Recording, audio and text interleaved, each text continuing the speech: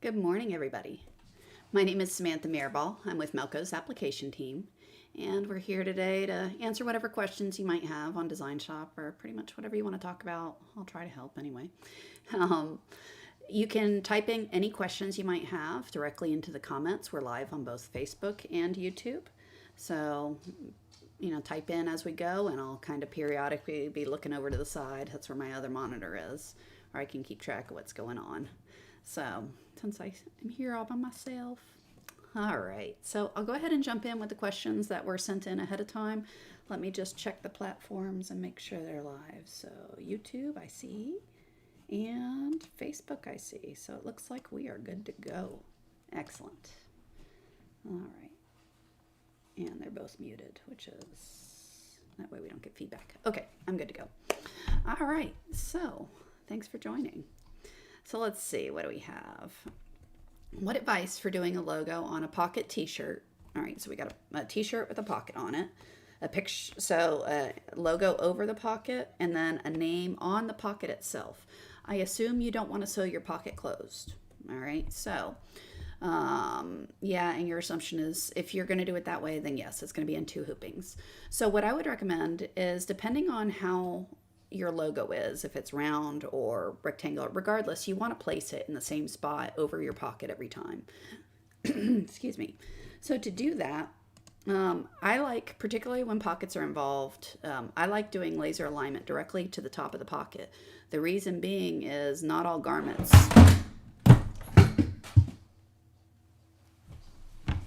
The light attacked me. I'll just turn it off, and that was different. Okay, so the logo, I like to do laser alignment because the garments, when they're sewn together, not all the time are they actually straight. So there's nothing worse than sewing a logo on a shirt and going, that's a straight logo, but the pocket's crooked. Your customer is going to think the logo's crooked because their eye is immediately drawn to the pocket. So using the pocket as your alignment reference is always what you want to do. Okay, so good morning, Lorena. Thanks for joining. So what I would suggest for your logo is get it set up. So I'm going to draw a fake little pocket here just as a reference point so you can kind of understand what I'm talking about. All right, so would you have to do this? No, I'm just drawing it so I have something to point at rather than just waving my hands in the screen. Okay, all right, so we're going to pretend that's our pocket. And we want our design, you decide, how far above the pocket do you want it to go? All right, so I'm going to go grab a random design. Do we have anything flat? I guess I should just do text. Well, I'm going to do this. I'm going to use One Day. All right, so what you've got to decide is, where do you want this? Clearly you don't want it to overlap your pocket, because that would sew it shut. That's no good. But you want it evenly positioned above your pocket a certain distance, right? So I tend to personally go about 1/2 inch above. That's just what I like to do. So a 1/2 inch above the pocket. How I have my grid set up is one of these lines here. So what you would do for setting up your file to sew the logo is make sure your design is whatever distance you want above the red origin line. Now, if you don't have that turned on, how do you turn it on? All right, well, right here is the design origin. Where the red things intersect, that's the center of your hoop. Okay, and when you do laser alignment, that's what it's going to use as, when you do laser left, laser right, laser bullseye, that's what it's going to use as your points. All right, with how I'm showing you. So I usually just turn on the grid, move my logo, make sure it's centered on there. So now my design is centered to where the pocket's going to be. Now, regardless of how I hoop it, so let's say my pocket is hooped crooked as can be, right? So let's say I hooped it like that. All right, so that's my pocket. I haven't sewn this out yet. Clearly, my design is how I had it before, but when I hoop it, I'm going to make it so that I can see the edges of the pocket. I would move to this point, say laser left. I'd move to that point, click on the keypad, laser left, and then I hit laser bullseye. The design will rotate in place just like this above there so that it's centered on my pocket and aligned with the pocket. Okay. Round things, you have a little more flexibility on alignment because no one's going to notice 1 or 2 degrees rotated. Whereas if you've got a flat design, something that's rectangular, if it's crooked relative to your pocket, it's noticeable. Okay. All right. So that will set you up. So a file set up just like this, if I delete that, when I do my alignment, that's going to sew the logo half an inch above. Now, what do you do with your name, right? So the name is, again, I'm going to put the pocket back. All right. So I assume what you want is, Sam. A name sewn directly on the top of the pocket, right? So how do you set that one up? All right. And how do you hoop it? So hooping wise, there's pocket clamps. They're cool. There is the fast clamps. Again, they're cool. Basically, you want something small that will slide into the pocket, and that way you can slide it over the arm. The pocket clamps are nice. They use the hat driver. It gives you a little bit more room to go to the extents of the pocket because you're rotating around the arm versus the fast clamp, you're going side to side. So you still have plenty of room, but it's what tool do you have, right? All right, so you'd slide it in, use whatever stabilizer you're going to use, and again, we got to set up our file. All right, so your name file, again, I put this in here just so we have a reference point. You can still use your laser alignment using the top of your pocket, and again, that's going to be this red line in Design Shop. So then you just decide how far down the pocket do you want the name, 1/4 inch, 1/2 inch, whatever it is. So if I want a 1/4 inch, it's roughly half. If I want a 1/2 inch, all right, it's going to be to the top of one of those blocks.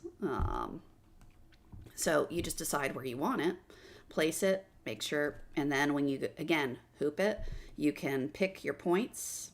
Now, if you can't get to the corners of the pocket, what do? Well, just measure in, a 1/2 inch, an inch, whatever you can reach, and make it the same distance. So that way when you laser left, laser right, laser bullseye, you're going to be able to have it centered on that pocket. All right, so it's, like I said, really easy, and all I'd have to do is save this off. You can leave the vector in there if you want, or delete it, it doesn't matter. I put it in there so you can kind of visualize what it is this is setting up. All right, so hopefully that helps you.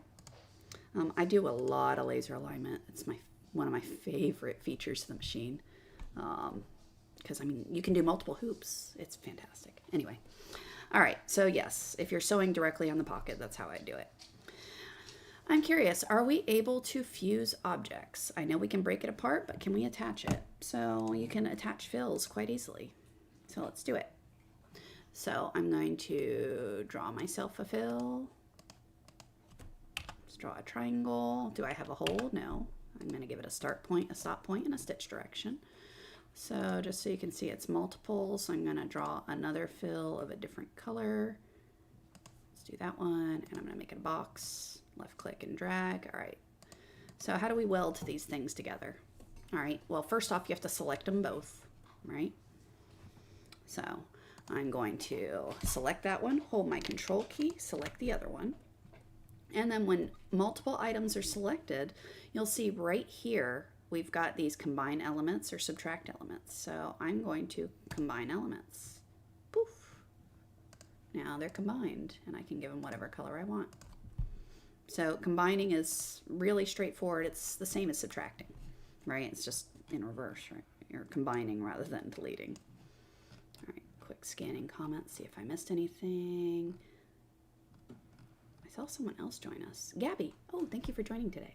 All right, so that's joining elements. So let's do it again. So if I draw a shape, if you've never used these quick shapes, they're fun. If you're doing circles or squares, they're quick. So you can do complex fill. I'm going to click on my select automatic circle tool. So I'm going to click on that guy, left click, and then it will be an oval.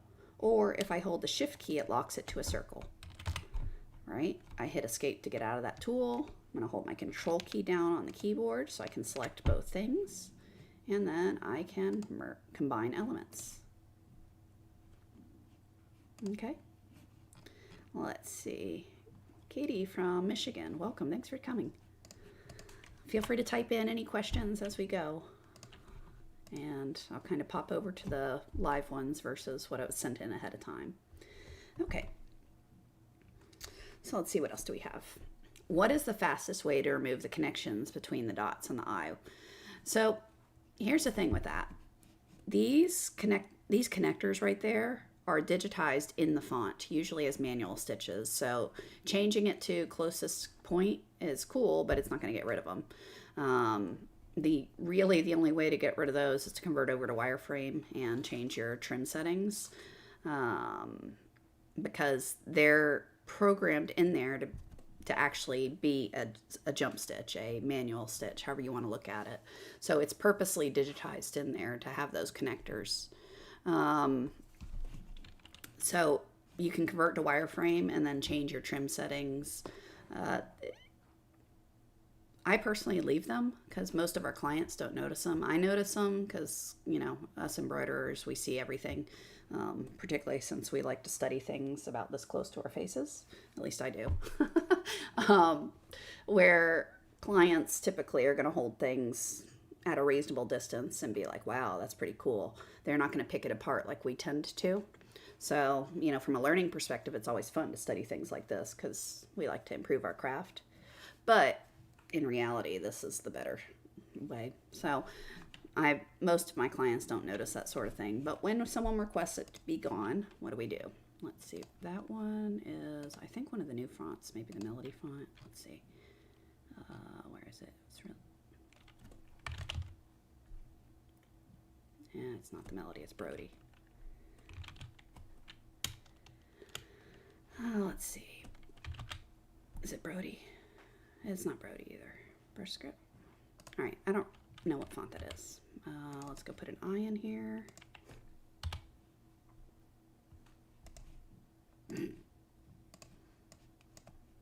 All right, so as you'll see, it's going to be there because it's digitized in.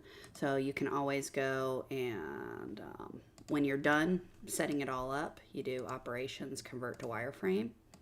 And now you can go find that walk input and if there's a jump, and delete them out. So you can see right there that it's actually a running stitch running up there. So I'm going to have to split that element or delete the points. So I'm going to split the element so I don't get rid of all my underlay, and then delete that point. Let's move it so I can actually select the point. There we go. All right. And then there's going to be another one coming back, which is what you're seeing here. It's got the dot. No, that's a jump stitch. All right, so we've run up. We've done a jump stitch because of our trim settings. So now it's just trim settings. So if I come in here and go to my properties, I can select just those elements if I don't want to mess with everything. So let's try that. So I'm going to select that one and that one because those are the running stitch before. I'm going to go to properties, and this auto trim, I'm going to make it something smaller. Yeah. So you'll see it's mostly gone, and then I'm just going to add a trim after this and force the issue. Okay, so what I could have done, rather than messing with the trim settings, I could have just come in here and forced a trim by adding a trim there and a trim there. And now the eye is separated and has no connectors. Okay. Armando on YouTube, thanks for joining. Hope you're having a good day too. All right. Let's see. What else do we have?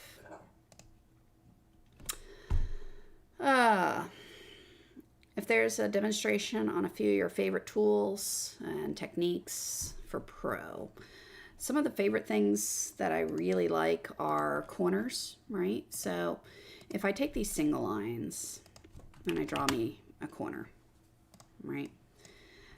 You'll see how pretty this is. A capped end here. I can also make it a miter end, but that's a setting within Pro. So if I go to the properties, this corner thing is automatically enabled. Now, if I turn that off, what happens? So corners is a Pro only feature, and what you'll see is this sort of thing is not a good sew out.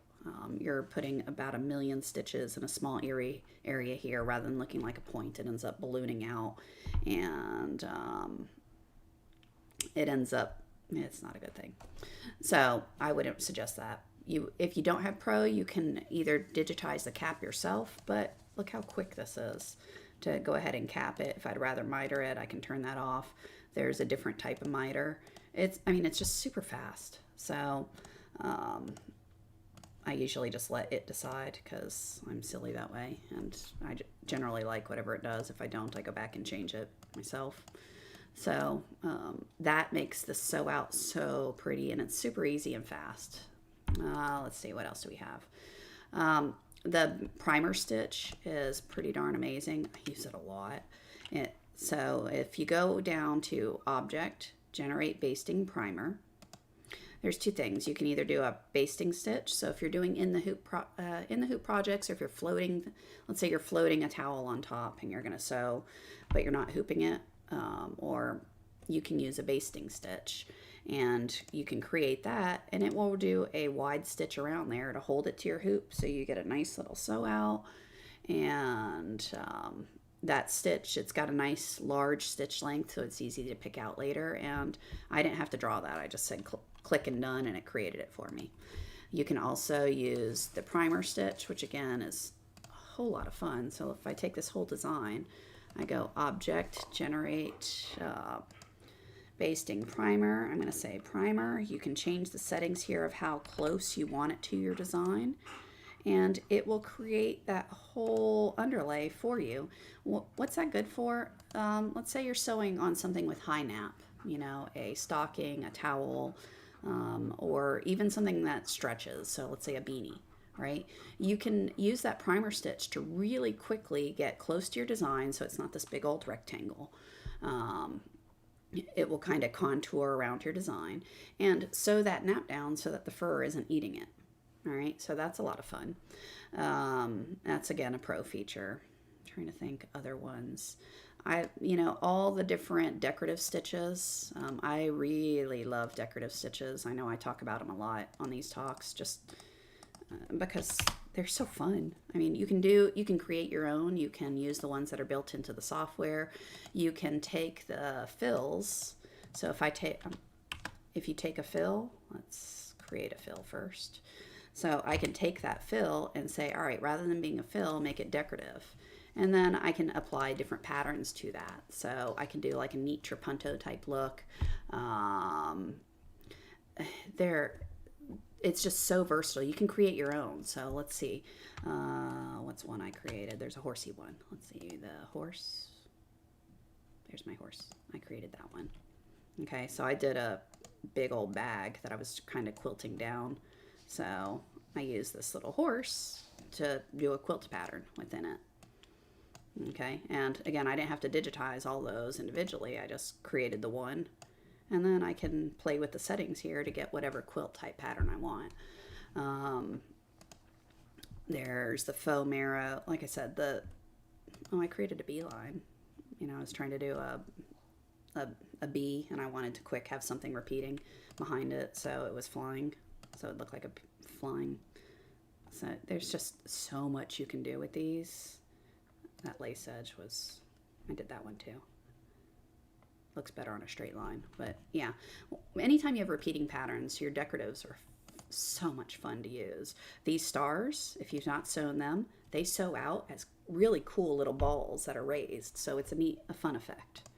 So and again, you can create your own decoratives, and I know we have a bunch of videos we've showed that, but let's see, the primer, your decoratives, your curved stitch directions are a lot of fun, and I think that's a Pro only feature. So let's say I took this, let's make it I'll just do a decorative because, and I'm going to get rid of that stitch direction, and I'm going to hold this down, and over here we have a curved stitch direction. So you can do some really neat warp effects with the different decoratives, and even just flat fills, to give some more dimension to what you're working on. So, I've done oceans where the fill is kind of open and done different shading with that. So that's always cool. So I'm trying to think other ones. I think the primer and decoratives and the corners are what I use every day, multiple times a day, in everything I'm doing, just because they're so versatile. You can do so much, and it's fast. And fast is fun. I like fast. All right. Let's see. Okay, so this one's talking about laser alignment, that you are trying to use the kind of the scale and rotate feature. So when I was showing you the laser alignment stuff before, I didn't have that red line drawn in there, and that's because I was using features on the garment that aren't shrinking. Now, if you're designing something that's you don't have clear points, so a straight line where you can do this point and that point, and you can position it along, along that line to rotate your design, sometimes it's really useful. Or if you're doing, let's say, direct to garment printing, so you're going to print a design and then you want to embroider around it. Again, that's a really fun effect. Just doing that mixed media type stuff is so cool to do, but the printings don't exactly line up one-to-one, so it's really important to scale the design to make sure it fits the actual printout, right? So in those cases, what do? All right, so in the manual for the OS, they have a very nice example that shows adding where the different points are that they're going to use. Like, they printed out the word tiger and then they embroidered around it. So keep that in mind, but this is how it's done. You come over here to your walk line and you change it to a vector. You're going to change the color to red. It has to be red. So I usually make both of these red. Okay, and then, sorry, my dog has decided that since I'm hurt, I have to pet him at all times. All right, so we've got our red here. I've got my vector line, and you pick whatever points you're going to use as registration, whether it's X's that you're printing, whether it's 2 points on your design, you just decide. All right, so you click on your first point first. So let's say I'm going to use the bird's tail as an alignment feature. Cool. And then let's say I want to use the edge of that leaf. All right. And it's going to put that red vector line. And that's all there is to it. You do have to draw the line in the order you're going to use it. Okay, so I'm going to use this point first, this point second. So I'm going to cut, when I hoop it, I'm going to navigate to this point, and I'm going to say laser left. Then I'm going to use my pantograph and arrows on the keypad. I'm going to move over here, laser left, and then immediately after that, laser bullseye. But you have to have this vector line in there for it to reference that line as the alignment points. All right. So going back to my, oh, I closed it, did I? No. All right, going back to this, there was a question typed in that said, hey, if I have all these trims in here, is that going to cause trim issues? Maybe. It really depends on how far you're traveling, right? So if you do a trim and you hardly move at all and you do another tie-in, that's generally not a good idea. When you're doing small letterings, one of the techniques is to try to minimize those small movements between where you have a trim and move over, because you want to clear the threads out of the hook, right? So if I'm going to end right here, it might be better to start this part down here somewhere, so I've got some space to move. So it really just depends on the distances between things. Like I said, in general, I just leave those connectors. People don't tend to notice them, mainly because it keeps the machine running fast, right? The fewer trims you have, the faster it's done. All right, what other questions do we have? Okay. That is everything. So let me scan through the questions typed in, see if I missed anything on either of the platforms. All right. Doesn't seem so. So I will hang out here for a minute just in case. Checking, make sure I didn't miss any of these. Nope, I got them all. All right. So if there's stuff you want to see covered, you want to learn about, shoot us a note. You can send an email at applications@melco.com. Generally, the day before, I tend to poll for questions for these lives. So, if you've got a running list going, cool, write it down, keep it going. And, yeah, Oh, yes, I did have an accident this past weekend. That was not good. I don't recommend it. Please keep your dogs contained, please. Anyway, so hope these are helpful for you and that you guys learned some stuff and are enjoying them. Uh, we will be back next week. This week I was supposed to do it on Thursday, but I couldn't. I have a bad feeling that for the next few weeks between doctor's appointments, I might have to rearrange them, but I'm going to try to keep everything off of my regular schedule time. So next week I'm aiming for Friday. So we will be back next Friday to see what we can talk about and how we can help out. Someone did point out don't trim connectors because you can end up with loose threads, which is absolutely true. If you end up trimming a connector that doesn't have a tie-in and a tie-out, specifically a tie-off, before it does the connector stitch, then by trimming that connector out, you're risking the prior item coming undone. So yeah, that's a good point. So, all right, all. You guys have a fabulous weekend. I'm going to sit with my feet up and sulk. So, oh, Lydia joined us from the Netherlands. Awesome. Thanks for joining. I like when it's all over the place. That's so much fun. All right. You guys have a great weekend. I'll talk to you guys next week. And let me know what you want to learn about, and we'll try to get it done. All right. Thanks, guys.